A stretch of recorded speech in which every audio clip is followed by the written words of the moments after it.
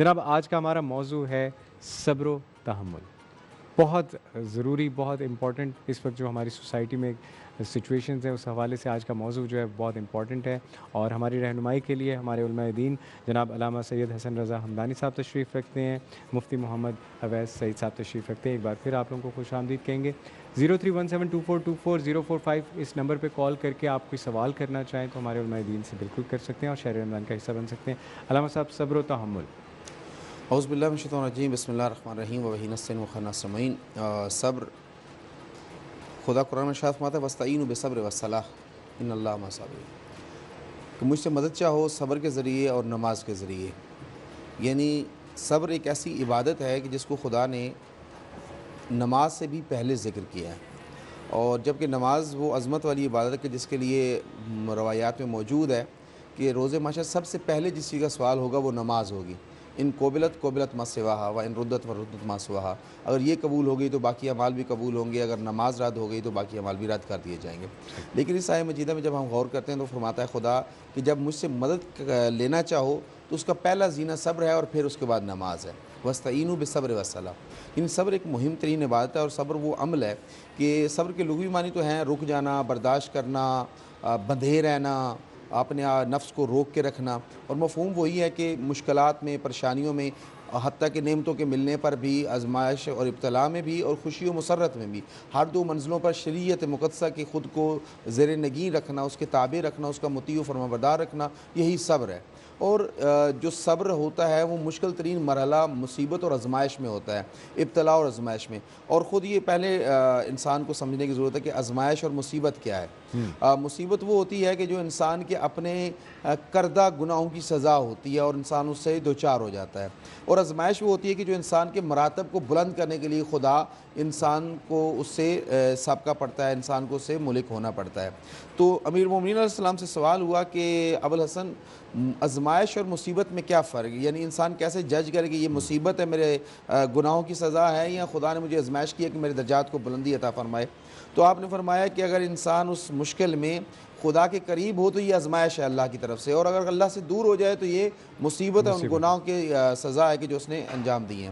بہرحال صبر ایک اتنی بڑی نعمت خداوندی ہے کہ اس کے حاملین کے لیے خدا فرماتا ہے کہ ان کا درجہ کیا بناتا ہے. ان اللہ مع الصابرین، کہ اللہ اگر کسی کے ساتھ ہے تو وہ وہی ہیں جو صبر کرنے والے ہیں.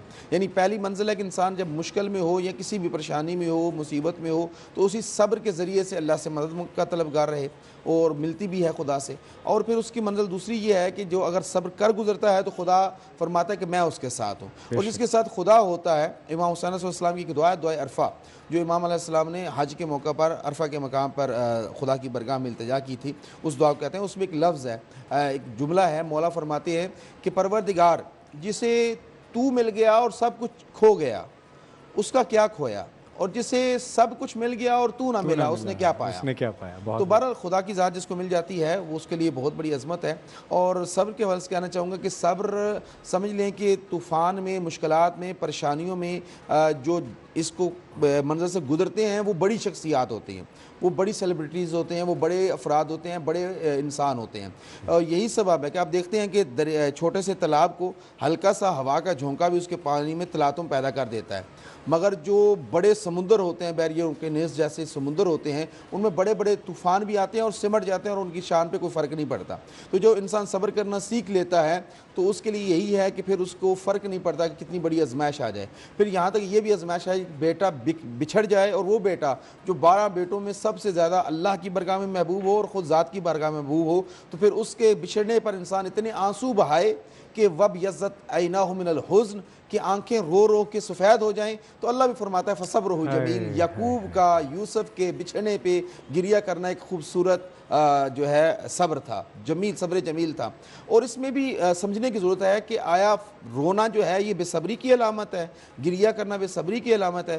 نبی اکرم صلی اللہ علیہ وسلم کے فرزند عزیز تھے حضرت ابراہیم ابن رسول اللہ صلی اللہ علیہ وسلم. حضرت ابراہیم 2 سال کی عمر میں حضرت ماریہ قبطیہ سلام اللہ علیہ کے بدن سے اللہ نے حضرت رسول اعظم کو عطا فرمائے تھے، اور جب یہ انتقال فرما گئے تو رسول خدا ان کے جسد مبارک گھر سے اٹھا کر مسجد نبوی میں تشریف جب لائے، جنازے کے لیے تشریف لے کے جا رہے تو بعد تشریف لائے تو نبی اکرم کی آنکھوں سے آنسو تھے، رسول خدا گود میں رکھ کے تشریف فرما ہو گئے، لوگ تعزیت کے لیے آ رہے تھے۔